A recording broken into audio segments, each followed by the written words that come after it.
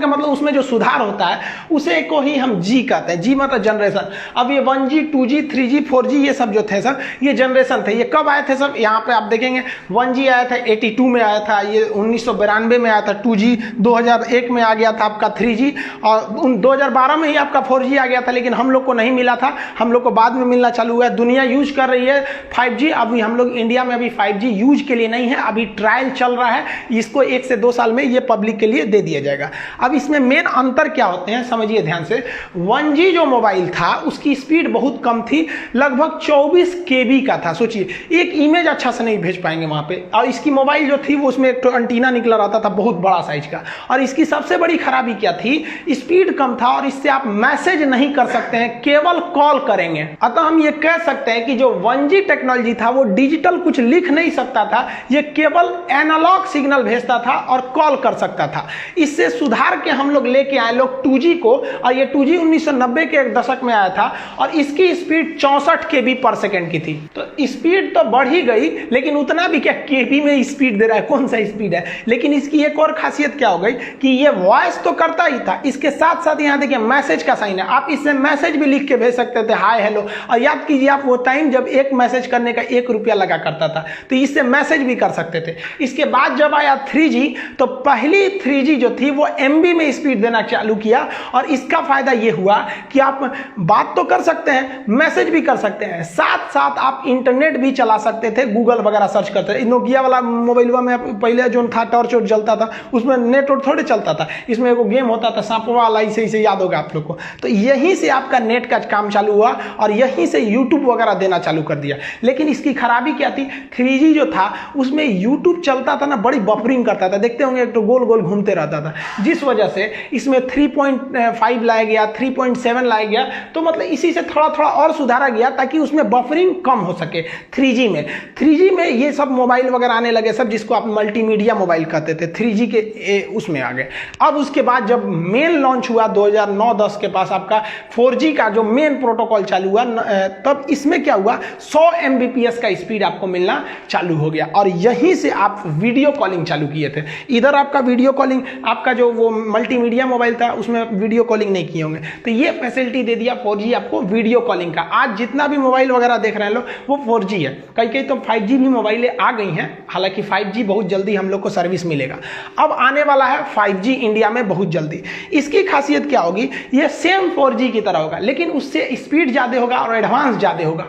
ये मोबाइल के साथ साथ दूसरे चीज़ को कनेक्ट कर देगा। आप अपने कार को अपने मोबाइल से कनेक्ट कर दीजिएगा ना, तो जैसे यहाँ मोबाइल में घुमाइए, उधर कार घूम रहा है, फ्रिज को कनेक्ट कर दीजिए 5G, तो फ्रिज में भी 5G टेक्नोलॉजी होना चाहिए। और दरवाजा खोलना है तो यहीं से खोल दीजिए, इन्वर्टर बंद करना है यहीं से कर दीजिए। आप पता चले आप मान लीजिए गए हैं दिल्ली, आपका घर है चेन्नई में, आप भूल गए कि इन्वर्टर तो बंदे नहीं किए, तो 5G टेक्नोलॉजी रहेगा ना, तो वहीं से ऑफ कर दीजिएगा तो वो ऑफ हो जाएगा। बल्ब वगैरह जला सकते हैं, बुझा सकते हैं, तो वो सब ऐसा नहीं है कि केवल मोबाइल 5G हो जाएगा, घर में आपका 5G है ये नहीं है तो नहीं होगा, उसमें भी टेक्नोलॉजी बढ़ानी पड़ेगी। तो आज के समय 5G की ओर जा रहा है। जो ट्रायल हो रहा है उसके वजह से जान चली जा रही है, एकदम अफवाह है भैया। 5G का ट्रायल महाराष्ट्र और दिल्ली के एरिया में, बहुत छोटे से एरिया में हुआ, वो भी कोविड से पहले हुआ था वो ट्रायल वगैरह, इससे कोई मतलब नहीं है। लेकिन पता है कि सरकार चिल्लाते रह जाए, यहाँ डॉक्टर चिल्लाते रह जाए कि वैक्सीन लीजिए वैक्सीन लीजिए, ये रातों रात नहीं बनता है। लेकिन 5G के ट्रायल की वजह से जान जा रही है, ये ऐसा नहीं है। जो नया वायरस आया है ना, डबल म्यूटेंट है,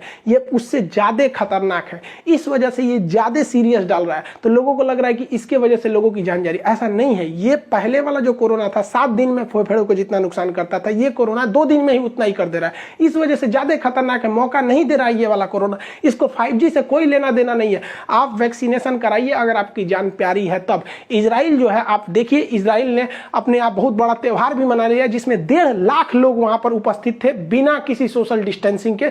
इतने लोग इकट्ठे थे कि भगदड़ में 30 लोग की जान चली गई। कैसे ये पॉसिबल हो गया? हम लोग यहाँ घर में घुस के बैठे, क्योंकि वहां के लोग पढ़े लिखे हैं, वैक्सीन लगवा रहे हैं, वैक्सीन में कोई ऐसा नहीं है। सोचा कुछ जो वैक्सीन के बारे में अफवाह फैला रहे हैं, सोचा को जेल में डाल देना चाहिए। सोच रोको, यहाँ पे अजीब अजीब है सब, अफवाह पे मत जाइए। देखिए बचपन में भी हम लोग को बहुत अफवाह उड़ाया गया था कि मेढक मार दोगे तो कान पक जाता है। कौन जी कान पकेगा? स्कूल जाते थे लोग तो कहते तो पेंसिल का ये जो छिलका होता है इसको दूध में डालो तो रबड़ बन जाता है। मोर के पंख को हम लोग चौक खिलाते थे लोग।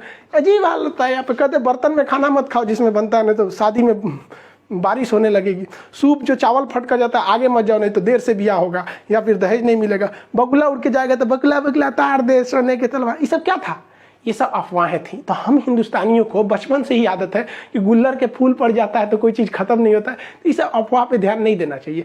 वैक्सीन कारगर है। हमारे भाई साहब सीरम इंस्टीट्यूट ऑफ इंडिया जो पुणे में इसका हेडक्वार्टर है, उसके मालिक आधार पूनावाला, इन्होंने भारत छोड़ के लंदन शिफ्ट हो गए कुछ दिन के लिए। रीजन इन्होंने बताया कि कुछ मुख्यमंत्रियों, कुछ बड़े बड़े उद्योगपतियों, अधिकारी तथा बड़े रसूख वाले लोग इनको फ़ोन करके धमकी देते थे, और जिस वजह से ये बहुत ज़्यादा फ्रस्ट्रेशन में थे और ये लंदन शिफ्ट हो गए।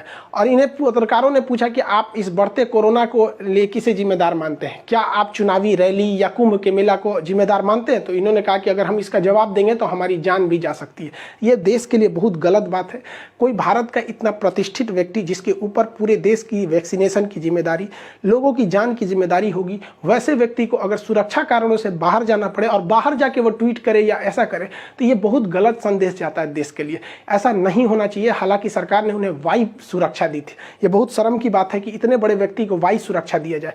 इनके लिए इस देखिए सुरक्षा के लिए ये केवल ये नहीं होता कि उसे जान से खतरा, सुरक्षा एक डिग्निटी, एक स्पेशलिटी को भी दर्शाता है, जो दिखाता है कि देश आपके सम्मान के लिए कितना खड़ा रहता है। आप एक मामूली नेताओं के लिए अगल बगल में बड़े बड़े सिक्योरिटी दे सकते हैं, इतने बड़े लोगों को नहीं दे सकते। ये लंदन चले गए। अब कुछ लोग का कहना है कि क्या वैक्सीन का प्रोडक्शन प्रभावित होगा? कुछ प्रभावित नहीं होगा। किसी के ये खुदे थोड़ी ना वैक्सीन बनाते थे, इनके अंडर काम करने वाले वो पूरी तरह से बनाएंगे। इनका कहना है कि गवर्नमेंट ने मार्च में हमें ऑर्डर ही कम दिया, तो खरीदने वाली कंपनी तो गवर्नमेंट थी, हम बना के क्या करेंगे अगर कोई खरीदेगा ही नहीं। और आप याद कीजिए कि सीरम इंस्टीट्यूट में एक बार आग लग गया था, तो एक तो उस समय प्रोडक्शन प्रभावित हुआ था, एक अभी वर्तमान समय में सीरम इंस्टीट्यूट जो है वो 7 करोड़ डोज पर डे बना रहा है। लेकिन इतनी बड़ी जनसंख्या को पूरा करने के लिए इनका टारगेट है कि 10 करोड़ वैक्सीन के डोज पर डे बनाए जाए।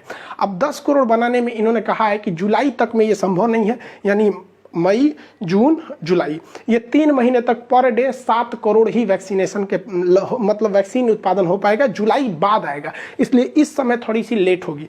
हालांकि इन्होंने कहा कि इसका जो बाहर में भी एक प्लांट लगाएंगे सीरम इंस्टीट्यूट का, जिससे कि मतलब वैक्सीन और भी डोज बनाए जा सके। हालांकि भारत सरकार इनके संपर्क में है, बहुत जल्दी ये भारत में आने वाले हैं। और इंग्लैंड में ये प्लांट नहीं लगाएंगे। भैया आपको लगाना भी है तो फ्रांस में लगाइए ना, इंग्लैंड में लगा के क्या फायदा है? क्योंकि इंग्लैंड में लगाएंगे तो इंग्लैंड तो यूरोपीय यूनियन के बाहर है, यूरोपीय यूनियन के 2 देश बाहर है, उसको यूरोपीय यूनियन के अंदर बेचने के लिए फिर नए टैक्सेशन कानून लाना पड़ता है। और अगर वही फ्रांस में लगा देते हैं तो पूरा यूरोपीय यूनियन फ्रांस भी उसी का हिस्सा है। हालांकि ये भारत में ही लगाएंगे, देखिए आगे क्या होता है। हालांकि भारत सरकार इन्हें आश्वासन दी है सुरक्षा के लिए।